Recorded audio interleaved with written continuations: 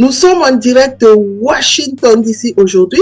J'ai le plaisir d'avoir le duo togolais Onyx sur ma chaîne. Est-ce que vous pouvez vous présenter? C'est le duo Onyx. Nous sommes un groupe de chanteurs, compositeurs, arrangeurs et producteurs. Nous sommes basés au Togo. Moi, c'est Jeannot Aravi à l'état civil et mon frère, c'est Jean Aravi à l'état civil. Nom d'artiste, moi, c'est Gen Z et lui, c'est... Et moi, c'est Johannes. J'ai l'impression que vous êtes des jumeaux parce que, à écouter vos noms, est-ce que vous pouvez m'expliquer un peu votre histoire? Déjà, on est des jumeaux, c'est ça qu'il faut confirmer déjà.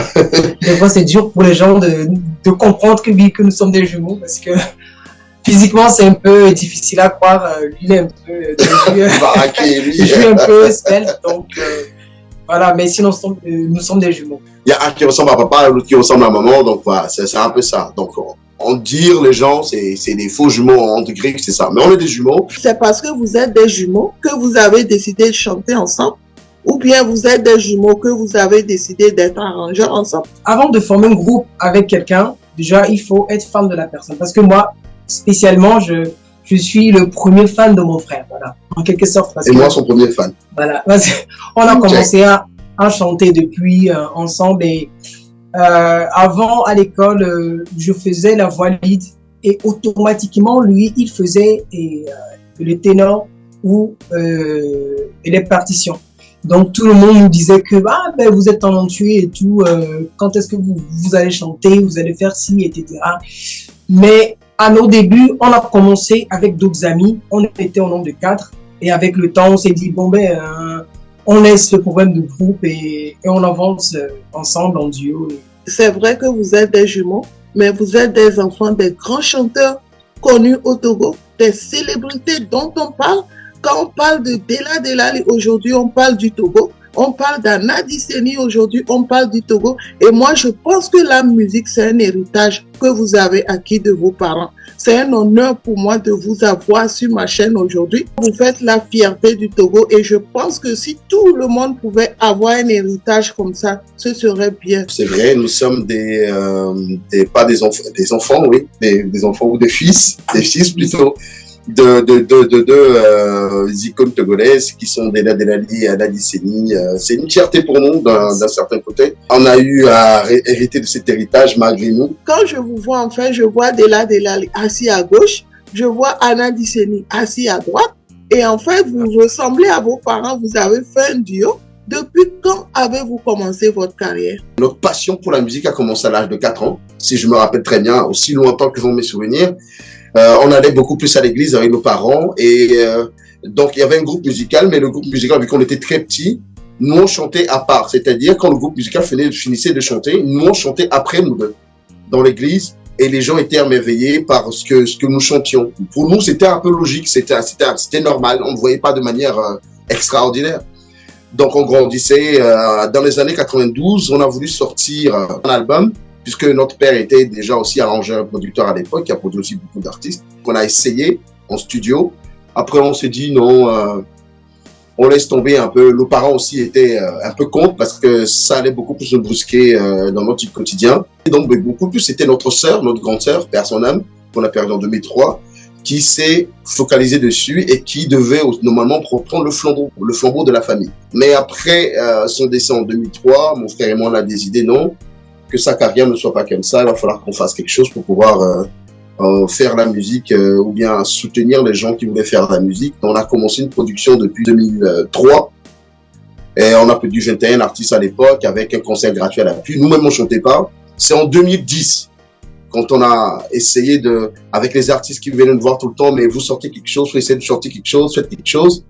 Donc voilà, on a essayé de sortir un truc après de multitudes d'échanges avec nos amis parce que Onyx n'était pas seulement duo, on était 4 à l'époque jusqu'à ce que ça se transforme en nous deux.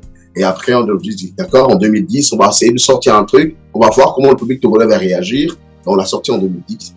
On a vu que la réaction était immédiate. Votre père chante beaucoup l'amour et votre mère chante le gospel. Est-ce que c'est tout cela qui vous a motivé? Ils nous ont rencontré que quand on était venu au monde, la première fois quand il devait rentrer à la maison avec nous, et ils avaient demandé d'augmenter, en fait, de placer la musique dans la maison avant qu'on arrive.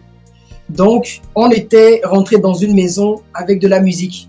Notre père avait un studio d'enregistrement chez lui, bien avant notre naissance.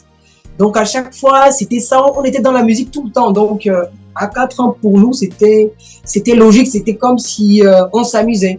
Donc, chanter pour Dieu au début à l'église, c'était quelque chose qui nous venait comme ça. Et le pasteur, nous connaissant, puisque le pasteur venait à la maison, nous voyait chanter et tout.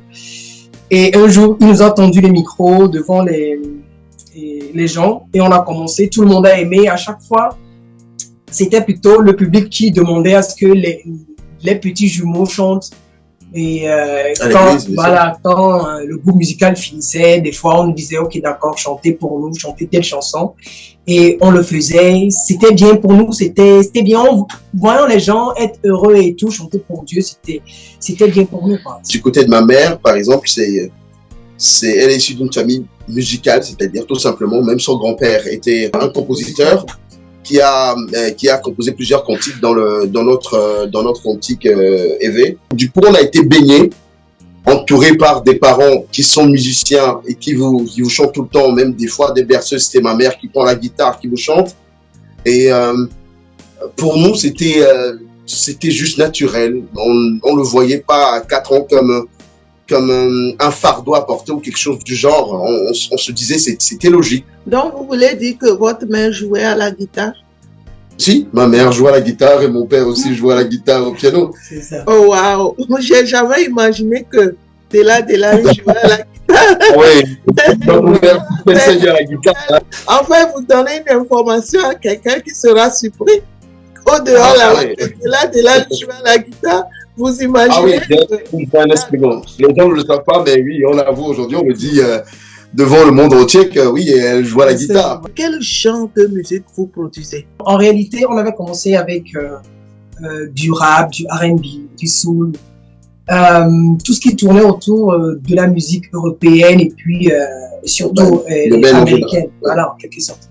Mais avec le temps, avec l'évolution de la musique et tout, on a intégré beaucoup de styles à ce que nous faisons. Aujourd'hui, on touche à l'afro, tout ce qui est aussi musique africaine et tout ça un peu dedans. Ça fait un petit mélange. Pour nous, ce qui est très important, c'est la mélodie. Parce que chanter, c'est le son, c'est l'art de combiner les sons d'une manière agréable à l'oreille. C'est ça la musique. Donc pour nous, la mélodie est très très importante. Il faut toujours passer par la mélodie pour pouvoir mieux s'exprimer et exprimer ce que nous voulons. Et dans cette mélodie, nous essayons toujours de mettre des styles afro dedans pour montrer nos origines plutôt, dans nos musiques. Comme vous êtes vous-même des arrangeurs, des producteurs, donc vous vous arrangez vous-même?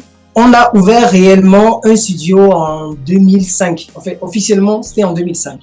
Mais on avait déjà quelques matos, quelques matériels, je dois dire, pour arranger nous-mêmes nos morceaux, produire des artistes et tout ça. Mais quand même, on a eu l'habitude de travailler avec d'autres arrangeurs qui sont bien.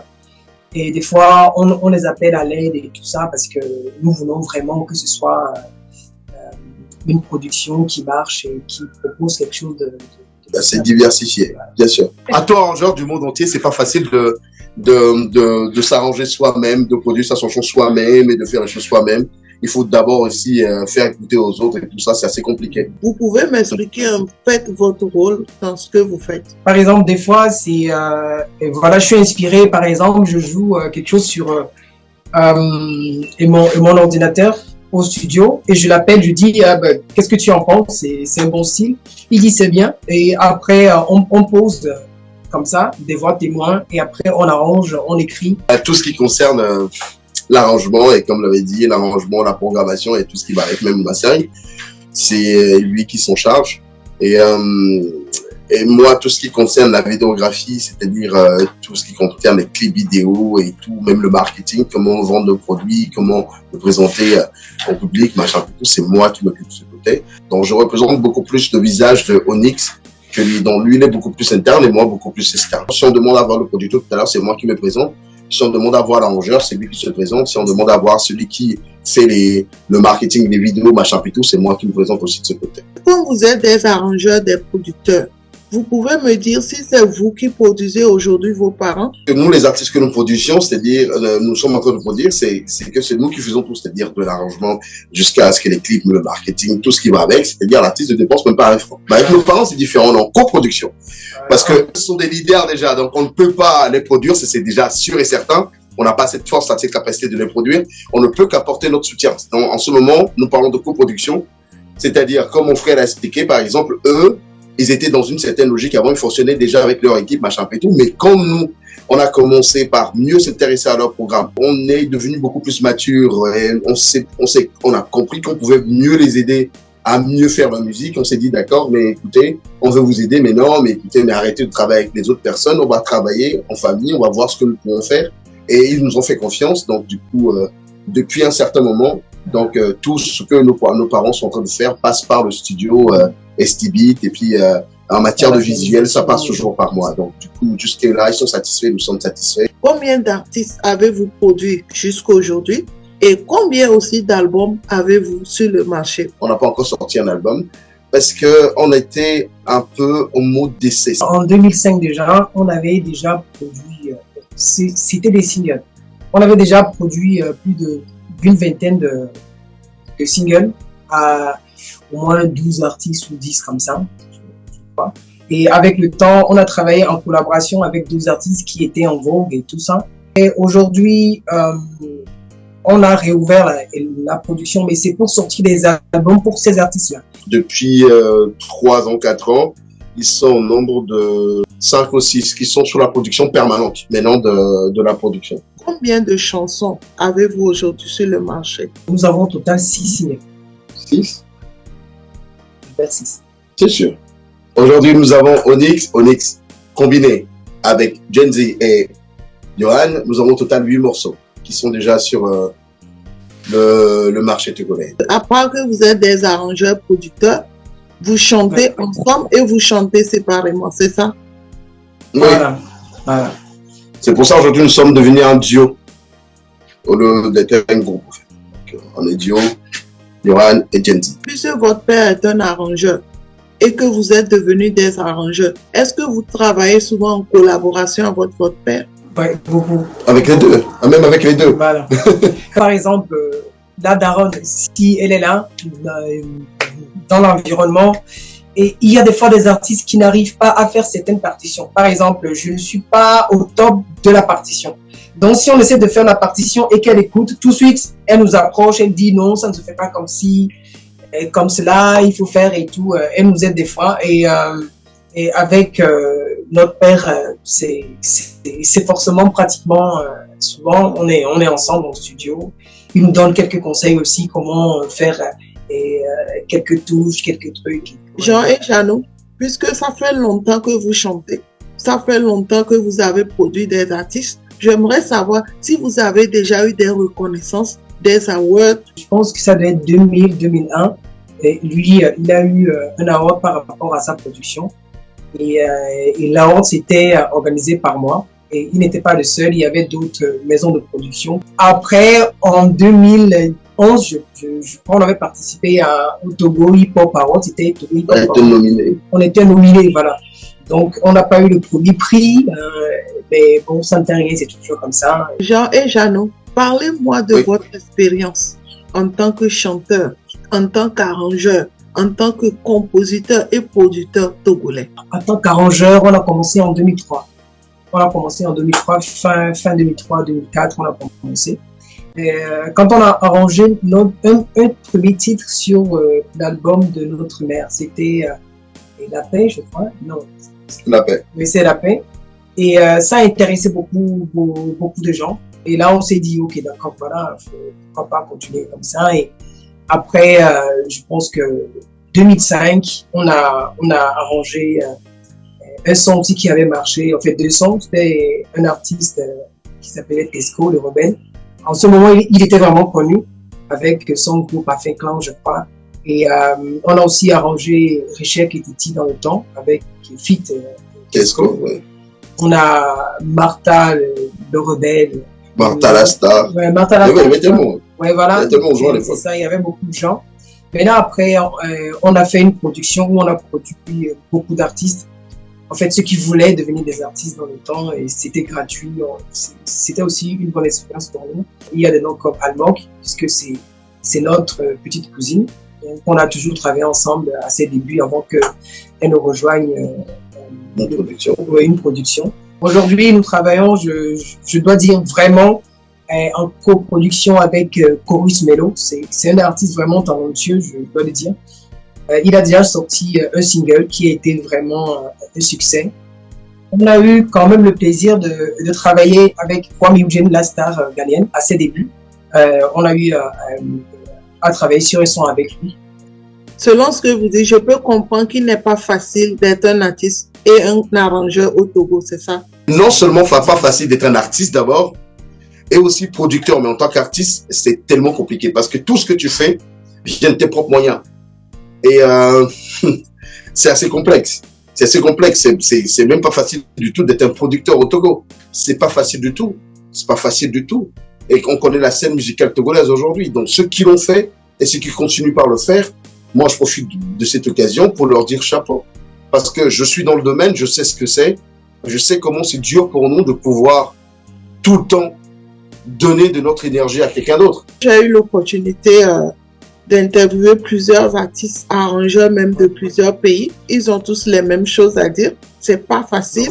Mais je pense que c'est l'Afrique, en fait, les gouvernements africains qui ne savent pas comment supporter les artistes. Cela veut dire que c'est même pas possible d'avoir les financements. C'est pas facile, mais pas que c'est impossible. C'est pas facile de les avoir. Quel conseil avez-vous aujourd'hui à donner à un jeune africain ou togolais qui voudrait être arrangeur, compositeur ou chanteur comme vous l'avez été? Aujourd'hui, pour tout Africain qui veut être arrangeur ou chanteur, moi, une seule chose, je veux leur dire, ne baissez pas les bras et cherchez l'excellence dans ce que vous faites. Un jour, ça finira toujours par payer. Parce que c'est par passion que vous le faites. Et essayez de vous améliorer tous les jours. Parce que si on veut être connu dans le monde entier, il va falloir qu'on fasse mieux que les autres. On doit faire mieux que les autres. Même si on doit faire nos traditions, nous devons être meilleurs dans ce que nous faisons. Cherchons l'excellence dans ce que nous faisons. Et je promets que ça ne fera que fonctionner pour l'Afrique. Jean et Jeannot, avez-vous un mot de fin? La musique, pour moi, c'est le plus beau métier du monde. Et il y a d'autres métiers qui sont excellents, mais pour moi, j'aime ce que je fais.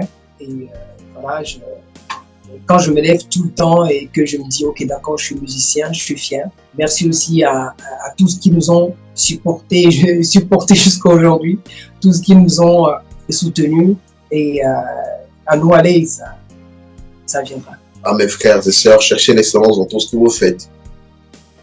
Soyez passionnés par ce que vous faites, parce que si vous n'êtes pas passionné, vous aurez l'impression de travailler pour quelqu'un d'autre.